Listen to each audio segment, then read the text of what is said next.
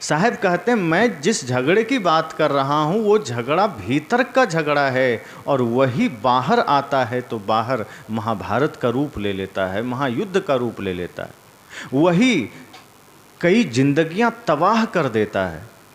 तो लोगों ने पूछा साहब भीतर वो जो झगड़ा है वो कैसा है, वो क्या है, हम उसको कैसे समझें, भीतर के झगड़े को हम कैसे जानें। साहब ने कहा रात दिवस मिली उठ उठ लागे, 5 ढोटा एक नारी। कहा पहले समझो कि ये झगड़ा करता कौन है, भीतर कोई आदमी तो नहीं है जो लड़ रहा है। साहब ने किसके बारे में कहा, भीतर कौन है जो युद्ध कर रहा है। तो साहब ने कहा 5 ढोटा, ढोटा मतलब इंद्रियां, 5 ज्ञानेंद्रियां है, जैसे आँख है, नाक है, जीभ है, कान है, त्वचा है। तो ये 5 इंद्रियां हैं। साहब कहते हैं ये 5 इंद्रियां और एक नारी, अर्थात एक दुर्मति दुर्बुद्धि रूपी नारी है, वासना रूपी, जो भीतर दुराचार है ना, दुर्बुद्धि। वो दुर्बुद्धि एक होती है सुबुद्धि, एक है दुर्बुद्धि। दुर्बुद्धि को ही कुबुद्धि भी संत जन कहते हैं।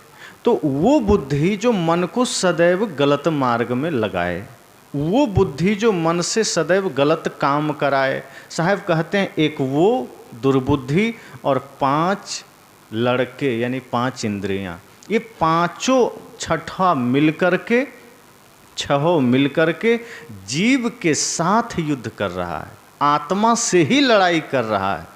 अब सोचिए ये आत्मा के सहयोगी हैं, इसी से लड़ रहे हैं। कहते कितने बड़ी विडंबना की बात है कि ये इंद्रियां हमारी सहयोगी है और ये हमसे युद्ध कर रही है, ये हम ही को नीचा दिखा रही है। एक पिता के 5 पुत्र हों और पिता सोचे कि तो हमारे बच्चे हैं, हमें ये सुख देंगे, समृद्धि देंगे, सहायता करेंगे, और वो 5 बच्चे पिता से ही युद्ध करने लगे, उन्हीं को नुकसान पहुंचाने लगे, तो सोचे क्या हाल होगा। दूसरे से युद्ध हो तब तो आदमी किसी तरह लड़ लेता है, संभल जाता है। जब घर का अपना ही व्यक्ति हथियार लेके सामने खड़ा हो जाए तो व्यक्ति हार जाता है। कहते हैं ना कि युद्ध दूसरों से हो तो जीता जा सकता है, अपने आप से भी हो तो जीता जा सकता है, लेकिन अपनों से हो तो अच्छे अच्छे लोग हार जाते हैं।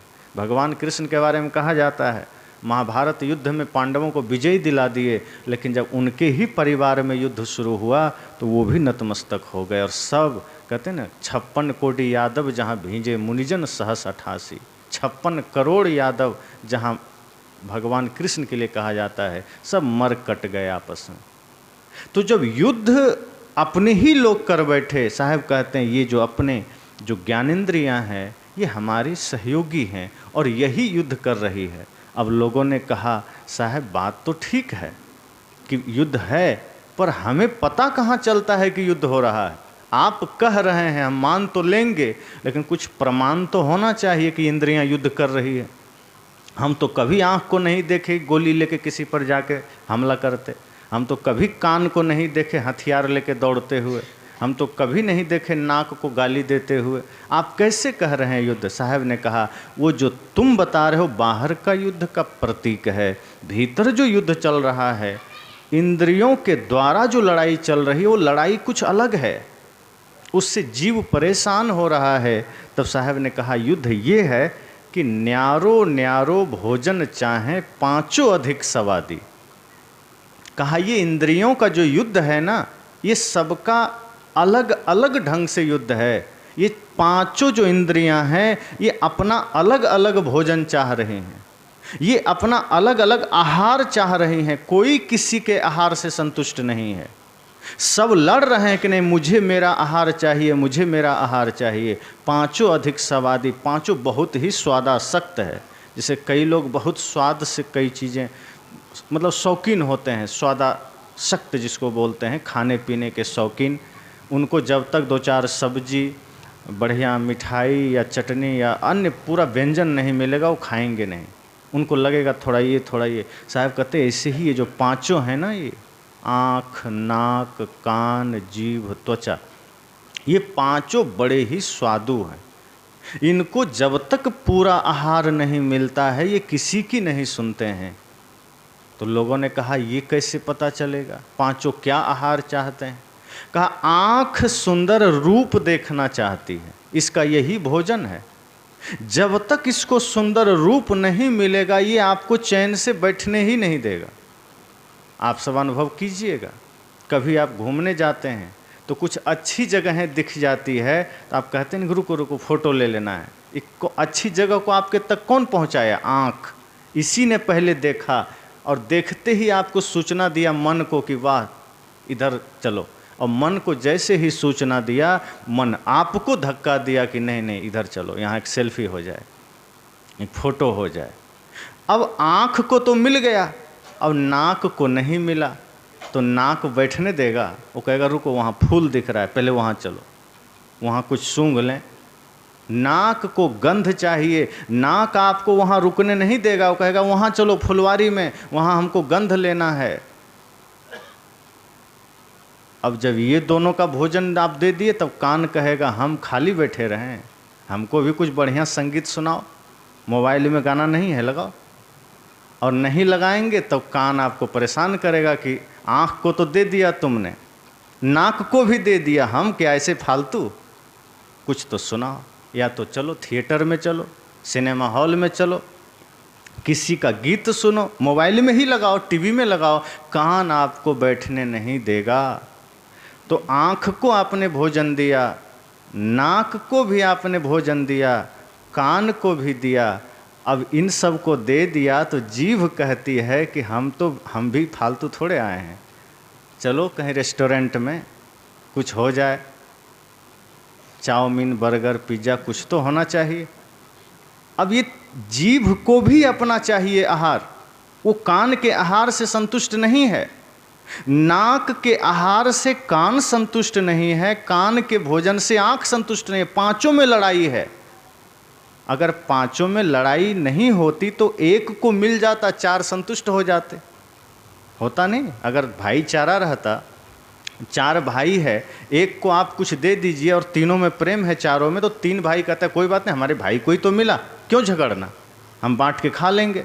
लेकिन नहीं, भीतर का जो मामला है, जो साहब कह रहे हैं कि न्यारो न्यारो भोजन चाहे, सभी को अलग अलग तरह का भोजन चाहिए। बड़ी विडंबना है, एक ही भोजन से काम नहीं चलेगा, एक ही प्रकार का आहार से कोई काम नहीं चलेगा, आपको परेशान कर देगा। और यदि आपने मुख को, जीभ को भी कुछ खिला दिया तो त्वचा कहेगी हमको कुछ नहीं मिला, कुछ तो बढ़िया कोमल कठोर स्पर्श होना चाहिए, कहीं तो चलो आराम करें बिस्तर पर, नींद आ रही है, शरीर को कब तक ऐसे खड़े खड़े बैठाए रखें, कहाँ थकते रहें। त्वचा भी कहती है कि हमको थोड़ा बढ़िया डनलप के गद्दे मिल जाएं, बढ़िया मसनद तकिया मिल जाए। अब जब सबका आहार पूरा हो जाता है तब जीव परेशान होता है, और तब भी आपस में कोई मामला बन नहीं रहा है। साहब कहते हैं सबको अलग अलग आहार चाहिए और आप देते हैं, कान को कान का आहार देते हैं, नाक को नाक का आहार देते हैं। लेकिन जैसे आप कभी घर में टीवी देखते हैं, इसको और सरलता से समझिए। तो जब टीवी आप देखें, चित्र आने लगा, बढ़िया देखने लगे, उसी समय कोई जाके वॉल्यूम बंद कर दे तो आँख को तो आहार मिल रहा है, चित्र मिल रहा है, लेकिन जैसे ही वॉल्यूम बंद करेंगे कान आपको इशारा करेगा उठो उठो जल्दी, आवाज़ नहीं आ रही, आपको बैठने नहीं देगा कान। आँख को तो मिल रहा है ना, लेकिन कान को नहीं मिल रहा है, आवाज़ बंद हो गई है। अब कान भीतर से आपको कहेगा जल्दी उठो, क्या क्या बैठे हो, हमको मिल नहीं रहा है। अब आपको कान उठा देगा और जाके आप वॉल्यूम ठीक करें और चित्र चला जाए तो आँख कहेगा रुको भी यहीं ठीक कर लो चित्र को। कान के भोजन को जैसे ही दिया आँख को भी ठीक से चाहिए। साहब कहते हैं यही तो झगड़ा है कि कान अलग भोजन चाह रहा है, नाक अलग चाह रहा है, आँख, यानी कि पांचों इंद्रियां अलग अलग आहार ग्रहण कर रही है, अलग अलग आहार को ला करके जीव को फंसा रही है, और मन उसके अधीन होकर के आपको, मन इंद्रियों की बातों में चल रहा है, मन के अनुसार इंद्रियां चल रही, इंद्रियां के अनुसार मन चल रहा है, और मन जीव को बस में कर रखा है। तभी तो जो इच्छा होती है, कुछ अच्छा देखना है तो आपको चलना पड़ जाता है, कुछ अच्छा सुनना है तो आपको चलना पड़ जाता है, कुछ कहीं सुनने को मन हो गया, कहीं फिल्म देखने का मन हो गया, कुछ खाने की इच्छा हो गई, तो आप सोचिए कि आप मन के गुलाम कैसे हैं। यदि मन में कोई ख्याल उठा, आँख को कुछ चाहिए, नाक को कुछ चाहिए, कान को कुछ चाहिए, और वो मन को सूचना दिया और मन आपको इशारा किया कि मुझे ये चाहिए, और आपका कदम उठ गया, तो समझ जाइए कि आप मन के गुलाम हैं। साहब वही कह रहे हैं, न्यारो न्यारो भोजन चाहें पांचों अधिक स्वादी। ये पांचों बड़ा ही स्वादु है, इसको थोड़े में काम नहीं चलता है। और समस्या ये भी है कि आप इसको भोजन दे भी देते हैं, कोई बात नहीं, अगर आँख को सुंदर रूप दे भी दिए तो ये सिर्फ उसमें संतुष्ट नहीं होता है, वो फिर बार बार उसी को चाहता है, फिर वही चीज़ वो बार बार देखना चाहता है, और उसको अस्थायी रूप से दिमाग में जगह दे देता है। फिर वो अस्थायी रूप से मस्तिष्क में जो शब्द सुना है, जो रूप देखा है, जो गंध उसने लिया है, जो स्वाद लिया है, उन सबको वो इकट्ठा कर लेता है, और वो फिर एक विष की तरह हमारे भीतर मौजूद होता है, और फिर जीव उसी के अधीन होकर के पुनः पुनः वही चाहता है, पुनः पुनः उसी में जाता है। जैसे बढ़िया बढ़िया भोजन पेट में डाल दिए और कहीं नहीं पचा तो क्या होगा? पेट खराब होगा, बीमारी पैदा होगी। फिर आदमी उसके लिए गैस की गोली खाता है, आप कायम चूर्ण खाएगा तो त्रिफला खाएगा, दुनिया भर की कोशिशें करता है। उसी तरह से जब ये आँख नाक कान अपना अपना भोजन लेके जब मस्तिष्क में लाता है, तो मस्तिष्क में भी वही बात हो जाती है। जब उसको हम ज्ञान के द्वारा उन भोजनों को निग्रह नहीं कर पाते, जो गलत दृश्य आँख ले आई है, जो कान गलत शब्द ले आया है, जो नाक या जो त्वचा या जो जीभ से गलत कुछ ग्रहण हो गया है, जब तक हम उसको निग्रह करके उसको शमन नहीं कर देते, फिर वो हमारे भीतर जहर पैदा करते रहता है। फिर उसी जहर से झगड़े पैदा होंगे, उसी जहर से अहंकार पैदा होंगे, उसी जहर से आपस के विवाद पैदा होंगे, उसी जहर से लोभ पैदा होता है, मोह पैदा होता है, काम पैदा होता है। ऐसे ही पैदा नहीं होता। ये जो सारी चीज़ें जो हमारे इंद्रियां ग्रहण करके मन के द्वारा हमारे भीतर इकट्ठा कर देती है, उसी से फिर पैदा होता है। जैसे आप कूड़ादान में रोज़ का कचरा निकाल निकाल के, भोजन का, घर का, दाएं कहीं का भी आप उसमें डालते जाएं, और 5-7 दिन तक न फेंकें तो कूड़ादान के आसपास से गुजरना भी मुश्किल हो जाएगा। उसमें से फिर जहर बन जाता है, वो फिर खतरनाक रूप ले लेता है, दुर्गंध से भर जाता है। यही सदगुरु कबीर कह रहे हैं कि जो इंद्रियां हैं, जो सारे कचड़े को इकट्ठा करके जो मस्तिष्क में डाल देती है, और हम जब उसका शमन नहीं करते हैं, हम जब ज्ञान के द्वारा उसको हटाते नहीं हैं, तो वो कचड़े फिर दुर्गंध का रूप ले लेती हैं, और फिर वही हमारे दिल दिमाग में दुनिया भर के बुरे विचार, दुनिया भर के बुरे कार्य को जन्म देते हैं। फिर हम असफल होते हैं, फिर हमारी सोच संसार की तरफ हो जाती है, फिर हमारा लक्ष्य संसार की तरफ हो जाता है, फिर हम स्वार्थी हो जाते हैं। फिर आदमी जगत के कल्याण के लिए नहीं सोचेगा, फिर आदमी माता पिता की सेवा का भाव नहीं रखेगा, फिर आदमी समाज की सेवा का भाव नहीं रखेगा। ये ख्याल उसको एकांगी बना देता है, स्वार्थी बना देता है। ये इंद्रियां जो अलग अलग भोजन ला करके मन को सड़ा दिया, मस्तिष्क को सड़ा दिया, फिर वहाँ से हम उसी दिशा में मुड़ जाते हैं। तो साहब ने कहा, न्यारो न्यारो भोजन चाहें पांचों अधिक स्वादी। और मैंने कहा ना, कोई काहू का हटा ना माने, आपो ही आप मुरादी, कि कोई किसी का रोक पसंद नहीं कर रहा है। कान के संगीत में अगर कान को संगीत सुनने को मिल रहा है और उसमें नाक या आँख बाधा बने, तो कान को कतई बर्दाश्त नहीं है। वो पसंद ही नहीं करता आँख को कि तुम बाधा बनो। आँख को सुंदर रूप मिल रहा है और कान उसमें बाधा बन जाए, तो ये आँख को बर्दाश्त नहीं है। कहते हैं कोई काहू का हटा ना माने, कोई किसी का व्यवधान पसंद ही नहीं करता, कोई नहीं चाहता कि मेरे में बाधक बने। जैसे अभी सत्संग चल रहा है, कोई आदमी आकर यहाँ हल्ला मचाने लगा, आप सब नहीं चाहेंगे कोई बाधा करे, आप चाहेंगे सत्संग निर्बाध गति से चलता रहे। साहब कहते इसी तरह से जो इंद्रियों का जो अपना रस है, अपना भोजन है, इसको लेने में ही रस आ रहा है, इसी के पीछे ये पागल है, और इसमें कोई दूसरा व्यवधान कर देता है, ये इसको बर्दाश्त नहीं है, ये इसको हरगिज स्वीकार नहीं है। आपो ही आप मुरादी, ये अपने ही रस को लेने के इच्छुक है, अपनी ही इच्छाओं के पीछे भाग रहा है, दूसरे से कोई लेना देना नहीं। आदमी अपनी ही इच्छाओं की पूर्ति के लिए न जाने क्या क्या कर देता है, दूसरे की इच्छा क्या है नहीं है इसका ख्याल आदमी नहीं करता है। माँ बाप क्या चाहते हैं ये आदमी कभी नहीं चाहता, वो सोचता है जो हम चाहते हैं यही ठीक है। जब आदमी छोटा होता है, बच्चे के रूप में होता है, तो कहता है माँ से मुझे खिलौना दो, माँ खिलौना दे देती है। कहता है मुझे बाहर ले चलो, बाहर ले चलती है। वो दिन भर इधर उधर करते रहता है, माता पिता उसको कभी खिलौना दे रहे हैं, कभी बिस्कुट दे रहे हैं, कभी पैसे दे रहे हैं, कभी बाहर ले जा रहे हैं। एक ही बात को वो 10 बार पूछ रहा है, ये क्या है, ये क्या है, अब बता रहे हैं फिर भी वो पूछ रहा है। माता पिता उसको उत्तर भी दे रहे हैं, बुरा नहीं मान रहे हैं, खुश हो रहे हैं कि मेरा बेटा सवाल कर रहा है। लेकिन वही माँ बाप बूढ़े हो गए और वो बेटा बड़ा हो गया। अब माँ बाप अगर एक सवाल कर दिया, बेटा तैयार होकर घर से बाहर निकल रहा है, माता पिता बैठे हैं, सिर्फ इतना कह दिए कहाँ जा रहे हो, बेटे को लगा जैसे कि आग लग गई, चुपचाप बैठा नहीं जाता, कहाँ जा रहे हैं, टोक दिया, अब मेरा जतरा बिगड़ जाएगा, चुपचाप बैठो घर में। माँ ने सिर्फ इतना ही तो पूछा था कहाँ जा रहे हो।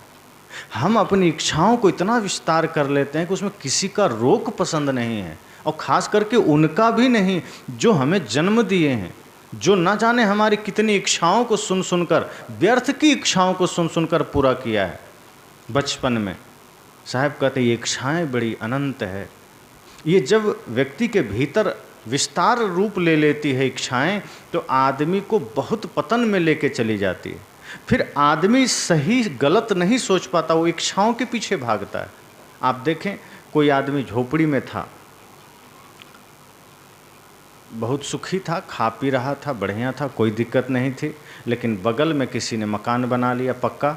अब उसको उसकी झोपड़ी काटने लगती है कि हम ही गए बीते हैं, पड़ोसी ने पक्का मकान बना लिया, हम नहीं बना सकते, हम भी बनाएंगे। अब तक जब बगल में पक्का मकान नहीं था, तब तक तो उसको झोपड़ी में भी आनंद मिल रहा था, लेकिन जैसे ही किसी ने पक्का मकान बनाया, वो झोपड़ी उसको दुख देने लगी। अब तक जिससे सुख मिल रहा था, वही झोपड़ी दुख का कारण बन गई, और वो भी कर्ज उर्ज लेके किसी तरह एक ठो मकान बना लिया, 1 मंजिला। अब उसको सुख मिल रहा है, अब वो भी शांत है कि नहीं, हम भी उस लेवल के हैं जो पड़ोसी है, अब सब मामला ठीक है। अब कुछ दिन बाद पड़ोसी ने ऊपर 1 मंजिला और बना लिया। अब इसको बुखार फिर आ गया कि हमारा 1 ही मंजिला, उसका 2 मंजिला। अब इसकी इच्छाएं इसको मार रही है, उठो कुछ तो करो, ज़रूरत नहीं है इसको, एक ही नीचे के मंजिले में रह रहा है, ऊपर की ज़रूरत नहीं है, लेकिन इच्छा कहती है कि तुमसे इतना देखा कैसे जा रहा है, पड़ोसी 2 मंजिला बना लिया, तुम एक ही में मज़े में हो, ये ठीक नहीं है, एक और बनाओ। अब आदमी अपनी इच्छाओं के अधीन है, मन के अधीन है, पुनः कर्ज करता है, पिछला चुका भी नहीं है, फिर से किया दाएं बाएं करके दूसरा मंजिला बना लिया। अब कहता है अब ठीक है, अब सुख से हैं, अब सब मामला ठीक ठाक चल रहा था, अब सब सही से हो रहा था। तब तक पड़ोसी 1 कार खरीद के ले आया। अब मन कहता है रे पागल, तुम इससे भी गए बीते हो, अभी तक साइकिल में चल रहे हो, गड़बड़ हो रहा है, तुम भी कार खरीदो। अब इसको कहीं नहीं जाना है, खेत खलिहान ही घूमना है, पड़ोसी को दूर जाना है, नौकरी करना है, तब भी मन इसको कहता है, इच्छाएं कहती नहीं तुम भी उठो, जाओ लोन पर ही सही कार लेके आओ। अब ये भी गया, कार लेके आ गया। अब खड़ी है बस कार, लोगों को लग रहा है हाँ ये भी कार वाला है। अब पड़ोसी तो बेचारा उपयोग कर रहा है। इसको इच्छाओं ने कहा, मन ने कहा कि तुम्हें भी द्वार पर कार खड़ी होनी चाहिए। अब सब कुछ ठीक चल रहा था, एक दिन अचानक देखता है पड़ोसी के हाथ में एप्पल का फ़ोन है, और हम यही रेडमी चला रहे हैं। गड़बड़। लोग क्या कहेंगे, 10 आदमी के बीच बैठना होता है, मन कहता है तुम गए बीते तो नहीं हो, घर भी बना लिया, कार भी ले लिया, जाओ बाज़ार, कम से कम लेटेस्ट एप्पल आईफोन ले आओ, वो ले आता है। ज़रूरत नहीं थी। फिर किसी दिन गलती से पड़ोसी के घर में पता चलता है बड़ा सा टीवी एलईडी लगी हुई है और अपने घर में वही पुराना मॉडल 24 इंच टीवी है। अब ये कहता है नहीं, अपने घर में भी होना चाहिए। इस तरह से इच्छाएं व्यक्ति को अपने वश में करके धीरे धीरे धीरे धीरे उसको ऐसे कर्म कराते चली जाती है कि आदमी को अंत तक पता नहीं चलता कि हम जा कहाँ रहे हैं। हम इच्छाओं के वशीभूत होकर हम अपने कर्म पथ से, हम अपने न्याय पथ से, हम अपने शांति पथ से कितना विपरीत चले गए। अब जैसे आप यहाँ एक और उदाहरण से समझें, बल्कि एक सच्ची घटना भी है। सदगुरु आचार्य श्री धर्मस्वरूप साहब जी सुनाया करते थे। एक आदमी आया उनके पास, यहाँ जिनको सरपंच बोलते हैं ना, वहाँ उसको मुखिया बोलते हैं बिहार में। तो वो आशीर्वाद लेने आया कि गुरुजी आशीर्वाद दीजिए, हम मुखिया का चुनाव जीत जाएं। तो साहब जी ने कहा देखो मेरे आशीर्वाद से तो नहीं, जनता वोट देगी तो जीतोगे। कहा नहीं, आप आशीर्वाद दे दीजिए जनता को तो हम मैनेज कर लेंगे, मतलब हो जाएगा। तो साहब ने कहा ठीक है, मैं क्यों कहूँ आशीर्वाद, ने आशीर्वाद है लेकिन कर्तव्य से अधिकार मिलता है। साहब ने कहा तुम बढ़िया कर्तव्य करोगे लोग खुद अधिकार दे देंगे, और तुम बिना कर्तव्य के ही अधिकार चाहोगे तो कोई नहीं देंगे, घर के लोग भी नहीं देंगे। पर साहब ने कहा ठीक है आशीर्वाद है। थोड़ी छवि ठीक ठाक थी, पकड़ थी, कुछ खर्च वर्च किया, चुनाव जीत गया। अब वो आया आशीर्वाद लेने, कहा गुरुजी आपके आशीर्वाद से हम मुखिया बन गए। साहब जी ने कहा बहुत अच्छी बात है, मुखिया बन गए। अब इस तरह से बात आई गई हो गई। फिर एक समय आया, उसने कहा गुरुजी आशीर्वाद दीजिए, हम जिला परिषद का चुनाव जीतना चाहते हैं, जो इधर जिला पंचायत शायद बोलते हैं। साहब ने कहा अब तुम्हारी इच्छाएं बढ़ रही है, उस समय कहा था सिर्फ मुखिया बन जाएं बस और कुछ नहीं चाहिए। उसने कहा नहीं, बस एक बार और आशीर्वाद दे दीजिए, जिला परिषद भी जीत जाएं। इस तरह से संजोग ऐसा था। साहब ने कहा ठीक है आशीर्वाद है। साहब ने कहा मेरे आशीर्वाद से तो नहीं, तुम काम किए होगे, लोगों में छवि अच्छी होगी तो जीत जाओगे। संजोग ऐसा था, फिर जीत गया। उसके बाद फिर कुछ दिन काम किया, 5 साल बाद फिर वही आदमी कहता है विधायक का चुनाव लड़ने की इच्छा है। साहब ने कहा तुम रुकोगे नहीं, अगर तुम विधायक बन जाओगे तो तुम बाद में सांसद का चुनाव लड़ने के लिए आओगे, और तुम सांसद में भी जीत जाओगे तो तुम ये आशीर्वाद लेने आओगे गुरुजी आशीर्वाद दें हम मंत्री बन जाएं। और यदि तुम मंत्री बन गए तो फिर तुम रुकोगे नहीं, क्योंकि अब तुम्हारी इच्छाएं दौड़ रही है, अब तुम्हारे भीतर कामनाओं के पंख लग गए हैं, और तुम अगर मंत्री बन गए तो रुकोगे नहीं, तुम पुनः आओगे गुरुजी आशीर्वाद दीजिए हम मुख्यमंत्री बन जाएं। और अगर तुम कहीं किसी कारण से मुख्यमंत्री भी बन गए तो रुकोगे नहीं, तुम पुनः आओगे और कहोगे गुरुजी आशीर्वाद दीजिए कि हम कैबिनेट मिनिस्टर बन जाएं, प्रधानमंत्री बन जाएं। और कहीं बन गए तो तुम फिर राष्ट्रपति के लिए आशीर्वाद लेने आओगे, और फिर भी तुम नहीं रुकोगे। उसके बाद तुम आशीर्वाद लोगे कि हम संयुक्त राष्ट्र के महासचिव बन जाएं। तो इस तरह से तुम्हारी इच्छाएं तुम्हें दौड़ाती है। आदमी एक बार शुरू हो गया सिर्फ, तो फिर इच्छाएं उसको रुकने नहीं देती। एक आदमी के पास 1 लाख रुपया भी नहीं है, वो सोचता है 1 लाख हो जाए। इस सबके मन की बात है। आप सोचेंगे किसी न किसी रूप में हमें हमारी इच्छाएं दौड़ाती है कि 1 लाख अगर हो गया तो फिर हम उसको खर्च करना छोड़ देते हैं। हम सोचते हैं बस थोड़ा थोड़ा करें, अब इस 1 लाख को 10 लाख बनाना है। मन कहता है इसको 10 बनाओ, और जब 10 बन जाता है, अगर किसी कारण से बन गया तो मन कहता है इसको 1 करोड़ बना दो। अब 1 करोड़ से फिर 10 करोड़, फिर 1 अरब, इस तरह से फिर इच्छाएं उड़ती चली जाती। साहब कहते हैं आप ही आप मुरादी, फिर ये अपनी ही इच्छाओं के पीछे भागता है, अपनी ही इच्छाओं के पीछे लगा रहता है। फिर इच्छाएं इससे ना जाने क्या क्या करवाती है। इसलिए साहब ने कहा कामनाओं का, इच्छाओं का विशाल शिला जब हम हटा देते हैं, उसको जब हम साइड कर देते हैं, तब परम शांति का पथ हमें दिखाई देता है, तब परमानंद का पथ दिखाई देता है। कामनाओं में शांति कहाँ है, इच्छाओं में शांति कहाँ है। हम चाहे आँखों को जितना सुंदर रूप दिखा दें, ये कभी तृप्त ही नहीं होगी, इसकी कोई सीमा नहीं है। हम कानों को चाहे जितना सुंदर शब्द सुना दें, ये कभी तृप्त होगा ही नहीं। जीभ को हम जितना बढ़िया से बढ़िया खिला दें, ये कभी तृप्त नहीं होगा। मन कभी तृप्त होता ही नहीं है। मन तब तृप्त होता है जब साहब ने कहा संतोष संतोष धन है हृदय रहो तो हृदय जुड़ाए, कि जब संतोष रूपी धन आ जाता है तब हृदय शांत होता है। जब आवे संतोष धन सब धन धोरी समान। जब इस संतोष रूपी धन हृदय में आता है गुरु कृपा से, सत्संग के माध्यम से, तब समझिए सब मिल गया।